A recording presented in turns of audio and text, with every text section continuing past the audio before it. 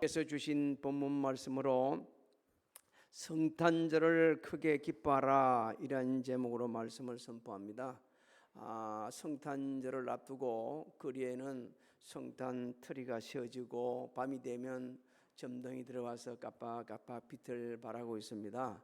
그런가 하면 가게나 아니면 백화점에 가게 되면 캐럴송이 울려 퍼지고 있어요. 우리가 엄밀하게 좀 들여다보게 되지만 캐럴송이 퍼진다, 울려 퍼진다 해가지고 그 가게가 예수 믿는 사람들 아닐 수도 있습니다. 하나님을 찬양하지 않을 수도 있어요. 그럼에도 불구하고 하나님께서는 현대 이 문명을 갖다 선용하셔가지고 예수님을 정언하는 도구로 삼으시고 계십니다. 여러분 한 해 동안 어떻게 사셨는지요? 성탄절이 가까우면서 우리 한번 자신을 돌아봐야 됩니다. 나 어떻게 살아왔지?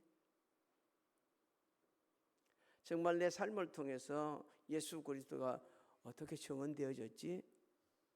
나를 통해 하나님의 살아 역사하시면 나타나고 있었는지 한번 우리가 돌아보는 귀한 시간이 되어야 합니다.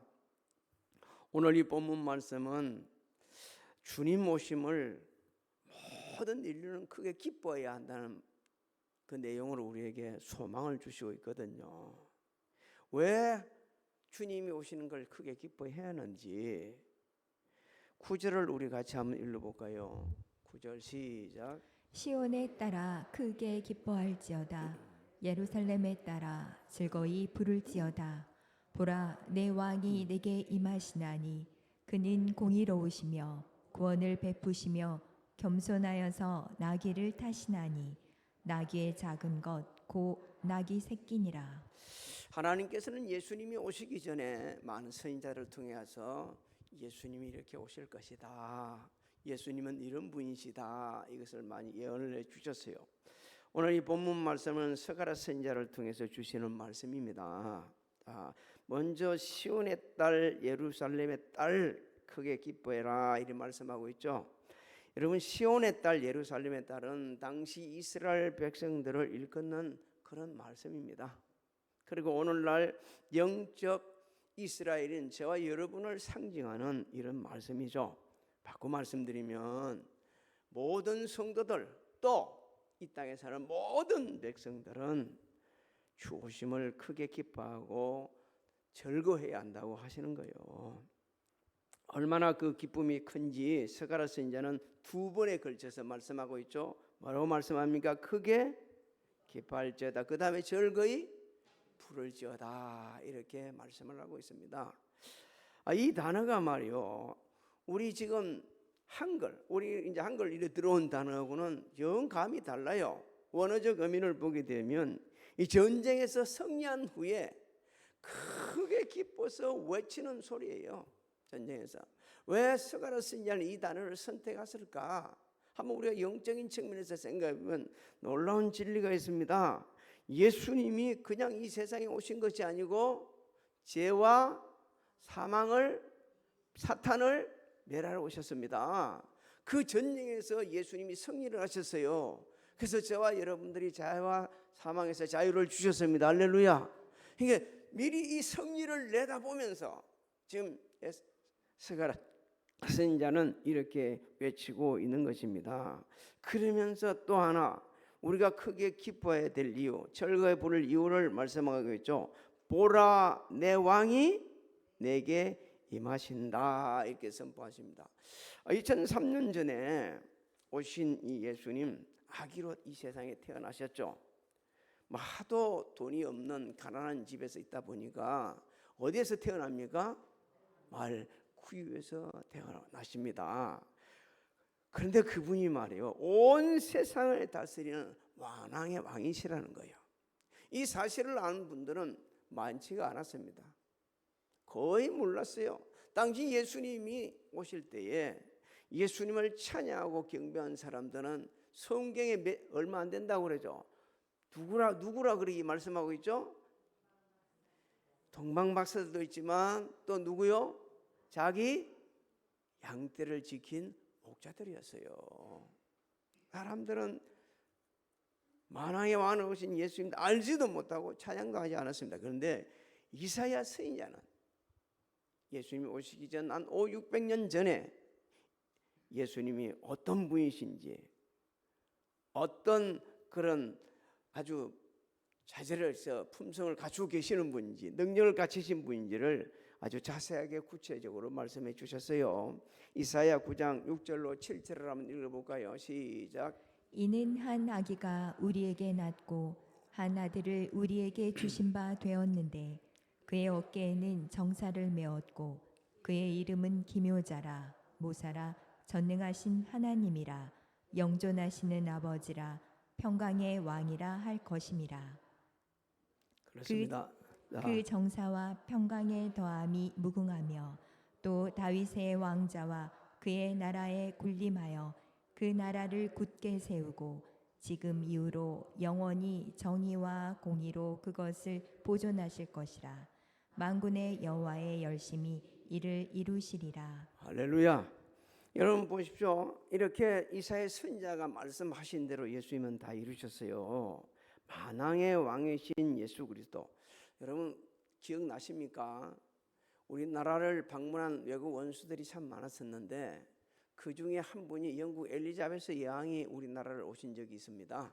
우리나라를 방문할 때 그때 나이 많은 우리 김대중 대통령께서 나와가지고 공항에서부터 그를 영접하고 백성들은 막 우리나라 국민들은 막 길을 흔들면서 환영을 했던 것을 여러분 기억하십니까? 아니 만왕의 왕이 오셨는데도요 이렇게 찬양을 하지 않고 오늘 살아가는 우리들도 예수 믿고 구원받은 우리들마저도 아주 예수님을 찬양하는 데는 너무 인색한 거예요. 항상 예수님 빼놔놓고 누가 잘해서? 내가 잘했다고 막 난을 내세우지 예수 그리스도를 드러내고 찬양하는 사람들은 그리 많지 않다는 겁니다. 여러분 만왕의 왕이 되신다는 말씀을 받고 보면요 우리를 통치하러 오셨다는 말씀입니다. 교회의 머리 되시는 예수 그리스도 믿습니까?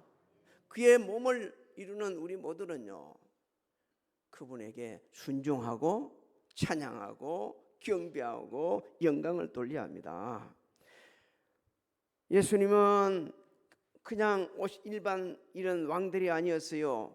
공의로 이루시기 위해서 오신, 공의롭게 통치하러 오셨다고 이렇게 말씀하고 있죠. 예수님께서는 좌로나 우로나 치주지 않고 완전한 공의로 다스리실 분이다라고 말씀하고 있습니다. 여러분 예수님께서 이렇게 우리에게 다스려 주실 때에 그 다스림을 받는 그때가 성경은 우리에게 그것이 바로 천국을 누리는 거다. 여러분 하나님 나라는 먹는 것과 마시는 것이 아니요 오직 성령 안에 있는 의와 평강과 희락이라 믿습니까? 이렇게 성경 우리에게 말씀하고 있습니다. 예수님이 오셔가 우리를 다스릴 때 진정한 평화, 진정한 희락, 진정한 의가 이루어지는 곳이 바로 예수님이 오심으로 말미암아 그런 일이 벌어지기 때문에 그런 일이 세워지기 때문에 우리는 찬양하고 경배해야 한다는 겁니다. 여러분 오늘날 보십시오. 세상은 전쟁이 일어나고 있죠. 불의가 판을 치고 있죠. 정의와 언안이 판을 치고 있고 심지어 예수 믿고 구원받은 사람 성도들끼리도 서로 원한을 사고 서로 미워하고 이런 시대를 우리가 살고 있습니다. 그런데 누구 통치를 받으면 예수 그리스도의 통치를 받게 되어지면 우리가 의의 도구가 됩니다. 할렐루야. 평화의 도구가 됩니다. 믿습니까? 참된 기쁨을 주는 사람들이 다 되게 되어 있습니다. 그래서 우리는 이 은혜를 나누기 위해서 할 수 있는 대로 복음을 전해야 돼요. 예수 믿고 구주를 영접하고 예수의 통치를 받게 되지면 인생의 변화가 오기 때문에 그렇습니다. 디모데후서 3장 13절로 15절을 읽어볼까요? 시작. 악한 사람들과 속이는 자들은 더욱 악하여져서 속이기도 하고 속기도 하나니 그러나 너는 배우고 확실한 일에 거하라. 너는 내가 누구에게서 배운 것을 알며 또 어려서부터 성경을 알았나니 성경은 능히 너로 하여금 그리스도 예수 안에 있는 믿음으로 말미암아 구원에 이르는 지혜가 있게 하느니라. 스가랴 선지자도 아까 말씀해 보니까 예언을 했습니다. 예수님은 구원을 베푸시는 분이라고 예언을 했습니다. 그래서 예수님은 인류를 죄에서 구속하시러 오신 구세주 되시는 거예요. 그래서 스가랴 선지자는 예언대로, 이 선지의 예언대로 예수님은 온 인류를 죄악에서 구속하시러 이 세상에 사람의 몸을 입고 오셨습니다. 여러분, 인간에게 가장 불안하고 염려스러운 게 뭐냐? 어떤 사람은 돈이라고 그렇게 말하는 사람도 있어요. 안경이라 말하고 있어요. 근데 성경은 그렇게 가르치지 않습니다. 우리를 가장 불안하게 하고 염려스럽게 하고 고통스럽게 하는 것은 죄와 사망이라고 말씀하고 있습니다. 이 죄와 사망에서 우리를 해결해 주신 분이 예수 그리스도이십니다. 여러분, 누가 말이요 우리 염려스러운 것, 지극히 작은 것 하나 염려스러운 것을 해결해 줄 때 너무 기쁘죠. 너무 고맙죠. 내가 당장 사용해야 될 돈이 없어서 힘들어할 때, 그 얼마 되지 않지만 그것을 대신 지불해 주는 사람이 있는가 하면, 빌려주는 사람이 있을 때 얼마나 기쁘고 행복합니까? 감사합니까? 그런데 하나님은 예수 그리스도를 그렇게 우리에게 보내주신 게 아니에요. 우리 인간의 염려, 불안 근본적으로 해결해 주시러 보내주셨습니다. 믿습니까? 그러므로 우리는 성탄의 기쁨을요 이웃과 함께 누려야 됩니다. 뒤에서도 말씀드리겠지만 좀 미리 말씀드린다면, 성탄의 기쁨을 어떻게 나눌 건가? 두말할 것 없이 복음 증거하는 거예요. 복음을 증거하면 하나님께서는 그들의 마음을 감동시켜서 예수를 구주로 영접하게 되면 예수의 통치를 받고 성령의 인도를 받아서 그 마음속에 의와 평강과 희락이 넘치게 되시게 되어 있습니다. 여러분, 하나님이 주시는 참된 기쁨, 세상이 주는 건 달라요. 다른 것입니다. 아무것도 없어도 기뻐요. 하나님이 주시는 평강은요 세상이 주는 건 달라요. 지금 내가 죽음이 문 앞에 있을지라도 지금 어디 간다고요? 천국 가기 때문에 평안히 평안하게 가는 거예요. 지금까지 제가 들었던 생을 마치고 하나님 나라 가는 분 그 소식을 들었던 중에 가장 마음에 남는 분이 한 분 있는데, 하몬 권사님이 신앙생활을 잘했어요. 그러다가 생을 이제 마치게 될 수밖에 없는 암에 걸리게 되었어요. 얼마나 더 살 수 있어요? 1년 정도 살 것 같습니다. 그래요. 그때부터 성경을 쓰기 시작합니다. 필사를 거는 거예요. 예수 잘 믿는 딸이 하나 있었어요. 그래서 그 딸에게 주고 가는 거예요. 주면서 또 신앙생활 잘해라.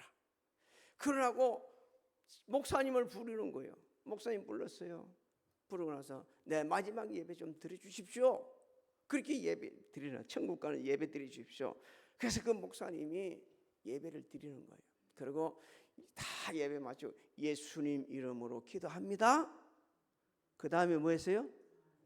아멘하고 어떻게 됐을까요? 하나님 나라 갔어요. 두려움 없이. 나는 그걸 저는 직접 옆에서 못 봤는데 그 딸이 저한테 얘기를 해 주셨어요. 그 따님이 나도 목사님 권사님 됐습니다. 이러면서 말이요 그 얘기를 해주는 거예요. 사랑하는 성도 여러분, 이 성탄의 기쁨을 우리가 나누는 것 당장에 복음을 전해야 되는 거예요. 사도 바울과 실라가 빌립보에서 복음을 전하다가 귀신 들린 사람을 고쳐주고 너무 많이 맞고 감옥에 갇히죠. 그리고 그들이 한 일이 뭡니까? 밤에 기도하고 찬양합니다. 하나님께 지진을 일으켜가지고 그 빌립보 감옥 문을 열어주시죠. 그때 사도 바울과 실라를 마구잡이로 때렸던 간수가 자기를 하려고 그러죠. 그럴 때 뭐라고 말합니까? 하지마, 우리 여기 있어, 도망 안 갔어. 그러고 가서 무릎을 꿇고 어떻게 하면 되겠냐니까 주 예수를 믿어라. 그리하면 너와 내 집이 구원을 받으려 하고 주의 말씀을 그 사람과 그 집에 있는 모든 사람에게 전하더라. 할렐루야. 우리가 복음을 전할 때에 복음을 받아들이게 되지면 그 사람들은 하나님이 주시는 참된 평강을 누리고 또 생을 마치는 순간에도 두려워하지 않고 나 죽는가 보다 그렇게 하지 않고 나 이제 어디 가요? 하나님 나라에 가서 평안히 쉬겠네 라는 마음을 가지고 하나님 나라 갈 겁니다. 그리고 스가랴 선지자는 계속해서 예수님은 겸손하신 분이라고 선포를 하셨어요. 맞습니다. 예수님은 겸손하셨어요. 그 겸손함이 무엇을 탔습니까? 낙이 새끼를 타신다고 아까도 말씀하셨고, 마태복음 21장 6절로 7절을 보면 그렇게 기록이 되어 있습니다. 한번 읽어볼까요? 시작. 제자들이 가서 예수께서 명하신 대로 하여 나귀와 나귀 새끼를 끌고 와서 자기들의 겉옷을 그 위에 얹음에 예수께서 그 위에 타시니. 그렇습니다. 겸손하신 예수님, 그 겸손 속에는요 죽으시기까지 복종하시는 예수 그리스도의 모습을 우리가 볼 수 있어야 합니다. 자, 예수님께서는 겸손하셔서 공생애 동안 우리 주님 앞으로 오는 모든 사람들을 맞이해 주십니다. 아이도 어른도 가난한 사람도 부자도 죄인도 다 품어주셨어요. 그러면서 말씀하십니다. 수고하고 다 내게 오라 내가 너희를, 그러면서 나는 온유하고 겸손하니 나의 멍에를 베고 배우라고 하셨습니다. 우리가 성찬절에 우리 자신의 품성을 한번 돌아보는 거예요. 나 진짜 겸손하냐? 내 진짜 온유한 사람 맞냐? 예수님께서는 하나님과 동등되시지만 동등됨을 여기지 아니하시고 종의 형체를 가지시고 죽으시기까지 복종을 하십니다. 그러고 나서 우리를 죄악에서 구원해 주시고 영원한 생명을 주셨어요. 빌립보서 2장 6절로 8절을 한번 읽어봅니다. 시작. 그는 근본 하나님의 본체시나 하나님과 동등됨을 취할 것으로 여기지 아니하시고 오히려 자기를 비워 종의 형체를 가지사 사람들과 같이 되셨고 사람의 모양으로 나타나사 자기를 낮추시고 죽기까지 복종하셨으니 곧 십자가에 죽으심이라. 하나님께서는 말씀을 통해 왜 우리가 겸손을 해야 하는지를 자세하게 구체적으로 많은 말씀을 주셨습니다. 겸손한 자에게 은혜를 베푸시고 교만한 자를 대적하신다고 말씀하고 있습니다. 겸손은 무쇠의 앞잡이요, 종기의 앞잡이요, 교만은 패망의 선봉이라고 말씀하고 계십니다. 우리가 참 악하고 모질고 못났고 못된 성품을 가지고 있는 것도 많이 있지만 똑같은 우리가 공통적인 이 생각을 갖고 있어요. 겸손한 자를 좋아한다는 거예요. 온유한 자를 좋아한다는 거예요. 또 우리도 교만하면서 교만한 자를 싫어한다는 거예요. 하나님께서는 온유하고 겸손한 주님의 품성을 닦고 섬기고 사랑을 나누고 또 주의 나라 의를 위하여 힘쓸 때에 그 사람을 통해 그 교회를 통해 역사를 하십니다. 여러분, 우리가 주님의 그 온유하신 그 겸손한 품성을 담고 교회를 세우는데 힘써야 할 시기가 바로 성찬절입니다. 더욱더 교회를 세우는데 힘을 써야 돼요. 가정을 세우는데 힘을 써야 돼요. 직장 사업장 세우는데 힘을 써야 되고 자녀들을 예수 그리스도 안에서 바로 세워갈 수 있도록 힘을 써야 됩니다. 그럴 때 자녀들도 본을 받고 주변 사람들도 감동을 받아서 주께로 나와 참된 기쁨과 평강을 누리고 의로운 삶을 쫓아갑니다. 스가랴 선지자는 또 우리가 크게 기뻐해야 될 일을 평강의 왕으로 예수님이 오시기 때문에 크게 기뻐하고 즐거워하라고 말씀하고 있어요. 10절을 한번 읽어봅니다. 10절 시작. 내가 에브라임의 병거와 예루살렘의 말을 끊겠고 전쟁하는 활도 끊으리니 그가 이방 사람에게 화평을 전할 것이요 그의 통치는 바다에서 바다까지 이르고 유브라데 강에서 땅끝까지 이르리라. 할렐루야. 여러분, 당시 병거, 말, 활은 전쟁의 도구였어요. 이를 끊는다고 그러죠. 평화를 깨는 모든 도구들을 다 제거하시러 오신다는 겁니다. 제가 앞에서 미리 말씀드렸어요. 우리 인생, 우리 사람들이 살아가면서 진짜 평안하지 못하고 염려하고 불안이 맺는 것은 죄와 사망입니다. 그래서 주님께서는 오셔서요, 죄와 사망의 줄을 끊어주셨어요. 오늘 이 시간에 예배드리는 저와 여러분들은 주님의 그 희생하심으로 죄와 사망에서 해방되었습니다. 할렐루야. 그럼 우리가 뭐가 되어야 됩니까? 평화의 도구가 되어야 되는 거예요. 우리 주변을 돌아보게 되지면 진짜 평화를 끊는 너무나 많은 도구가 많이 있습니다. 그 도구 가운데 하나가 저 여러분이 될 수 있습니다.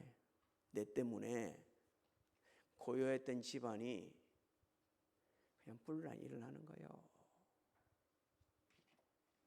내 하나 때문에 교회가 평안한 게 막 분란이 일어나는 거예요. 근데 반대로 아무리 소리 안 썼던 집안도 그냥 엄마가 싹 들어가면 뭐해요?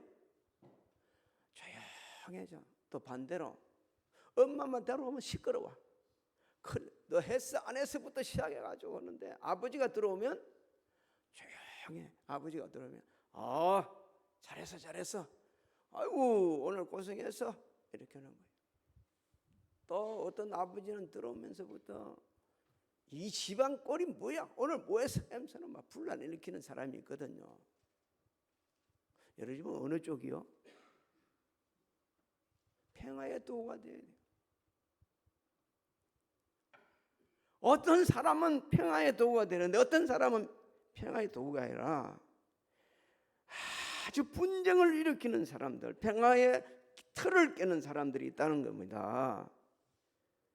그래서 스가랴 선지자는 평화의 왕으로 오신 예수 그리스도 통해서 이방 나라까지 평화가 전해지게 되주고 그의 통치가 땅끝까지 이루어질 것이다 그래서 말씀합니다. 장차 예수님의 통치하심이 이 영원한 평화가 온 세상에 임하게 될 거란 거예요. 그래서 저와 여러분들은 항상 기도할 때 주여 나를 뭐요? 평화의 도구로 써달라고. 언제나 평화의 도구에서 이런 평화의 도구를 쓰임 받으려면 예수 그리스도로 충만해야 합니다. 성령으로 충만해야 됩니다. 말씀으로 충만해야 됩니다. 하나님의 말씀이 이렇게 되어 있습니다. 할 수 있는 대로 너희들은 모든 사람과 뭐요? 평화라고 그러셨어요. 이사야 선지자는 주님께서 통치하는 그 영원한 평화의 나라를 너무너무 우리 감격적으로 아주 찬양하고 노래하고 있습니다. 이사야 11장 6절로 9절을 한번 읽어볼까요? 시작. 그때의 이리가 어린 양과 함께 살며 표범이 어린 염소와 함께 누우며 송아지와 어린 사자와 살진 짐승이 함께 있어 어린아이에게 끌리며 암소와 곰이 함께 먹으며 그것들의 새끼가 함께 엎드리며 사자가 소처럼 풀을 먹을 것이며 젖먹는 아이가 독사의 구멍에서 장난하며 젖된 어린아이가 독사의 굴에 손을 넣을 것이라. 내 거룩한 산 모든 곳에서 해됨도 없고 상함도 없을 것이니 이는 물이 바다를 덮음같이 여호와를 아는 지식이 세상에 충만할 것입니다. 할렐루야. 여러분 이 세상을 우리 한번 생각해 보십시오. 주님이 통치하실 때 오는 완전한 이 통치하심이 이루어질 때 평화의 나라. 이건 이사야 선지자만 그런 게 아니고요. 예수님이 초림하실 때 누구도 그렇게 찬양합니까? 천군 천사들도 찬양합니다. 뭐라? 지극히 하나님께 영광이요 땅에서는 기뻐하신 사람을 입는 사람들에게 평화로다 하셨습니다. 여러분 우리는 인정하든 안 하든 간에 예수 그리스도로 말미암아 참된 평안을 누리고 있는 사람들입니다. 이제는 우리만 누려서는 안 되는 거예요. 성탄의 기쁨, 이 평화의 완전한 평화를 당신이 예수만 믿게 되지면, 예수님의 통치만 믿게 되지면, 예수님의 주권을 갖다가 인정하고 시인하고 순종하게 되지면 당신도 우리가 누리는 이 평강, 세상에 주지 못하는 이 평강을 누릴 수 있다고 우리가 전해야 됩니다. 그리고 그런 삶을 살아야 돼요. 항상 예수 믿는 사람들은 나를 사랑하사 나를 위하여 자기 몸을 버리신 하나님의 아들을 믿는 믿음 안에서 어느 곳에 가든지 튀어나가려고 하지 말고 빗나가려고 하지 말고 왜 이러세요? 이래요 저래요 라고 하지 말고 화목케 하는 도구가 되어야 합니다. 분쟁을 일으켜서는 안 된다는 거예요. 분쟁 일으키는 그 자체가 아주 잘못된 거예요. 하나님께 대적하는 거예요. 나를 사랑하사 나를 위하여 자기 몸을 버리신 하나님의 아들을 믿는 게 아니에요. 왜 세상에 참된 평화가 없습니까? 전쟁이 일어나요. 그 전쟁 뒤에는 뭐가 있습니까? 탐욕이 있습니다. 그 탐욕 뒤에는 또 전쟁 뒤에는 뭐예요? 불신이 있는 거예요. 믿지 못하는 게 있어요. 그러니까 매일 치고받고 쓰는 소리, 우리는 매일 치고받고 싸우는 소리를 뉴스만 틀면, TV만 틀면 막 그게 계속 나오는 거예요. 어떤 사람은 그래서 아예 끄고 산다고 하죠. 끄고 사는 것 만사 해결되는 게 아니에요. 이런 세상을 바꾸려고 힘을 쓰는 사람들이 되어야 됩니다. 다시 한번 주의 이름 부탁드립니다. 이 불의한 세상, 자기 자신만 아는 이 세상, 그렇게 살아서는 안 된다고 우리가 바르게 전해주려고 그러면, 성탄의 기쁨을 나누려면 복음을 전해야 합니다. 고린도후서 5장 18절로 19절을 한번 읽어볼까요? 시작. 모든 것이 하나님께로서 났으며 그가 그리스도로 말미암아 우리를 자기와 화목하게 하시고 또 우리에게 화목하게 하는 직분을 주셨으니 곧 하나님께서 그리스도 안에 계시사 세상을 자기와 화목하게 하시며 그들의 죄를 그들에게 돌리지 아니하시고 화목하게 하는 말씀을 우리에게 부탁하셨느니라. 믿습니까? 우리는 이런 사명을 받은 자들이요. 삶이 좀 힘들고 고통스럽더라도 그 가운데서도 하나님께 베풀으신 은혜를 기억하면서 만왕의 왕으로 오신 예수 그리스도, 평강의 왕으로 오신 예수 그리스도, 장차 온 세상을 심판하러 오실 예수 그리스도를 사모하면서 할 수 있는 대로 복음을 전하고 모든 사람과 화목하면서 크게 성탄절을 기뻐하는 저 여러분들이 되시기를 주의 이름으로 소망합니다.